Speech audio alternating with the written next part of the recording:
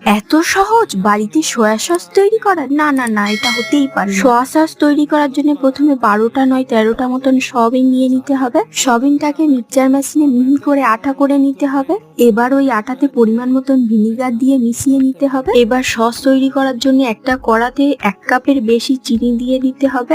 এবার চিনিটাকে অনেকক্ষণ জাল দিয়ে ক্যারামেল করে নিতে হবে। ক্যারামেল হওয়া পর্যন্ত চিনিটাকে অনবরত নাড়তে হবে। কালো রং না হওয়া পর্যন্ত অপেক্ষা করতে হবে। কিন্তু খেয়াল রাখবেন, ক্যারামেলটা বেশি কালো করতে গেলে কিন্তু সসটা তিতো হয়ে যাবে। ক্যারামেলটা ঠান্ডা করে 5 কাপ মতন জল দিয়ে দিতে হবে। এবার গ্যাসের ফ্লেমটা অন করে জলটা ফোটালেই ক্যারামেলটা গলে যাবে। সসটা একটু ফুটলে কিছুটা ভিনেগার দিয়ে দিতে হবে। আমার চ্যানেলে নতুন দর্শক হলে সাবস্ক্রাইব করে পাশে থাকবেন। এবার একটু নেড়ে সয়াবিনের পেস্টটা দিয়ে দিতে হবে। এবার ভালো করে গুলে নিতে হবে সসের সাথে। স্বাদের জন্য পরিমাণ মতন লবণ দিয়ে দিতে হবে। ব্যাস, আর কিছু না, খুব সহজেই তৈরি হয়ে গেল সয়া সস। ভিডিওটা ভালো লাগে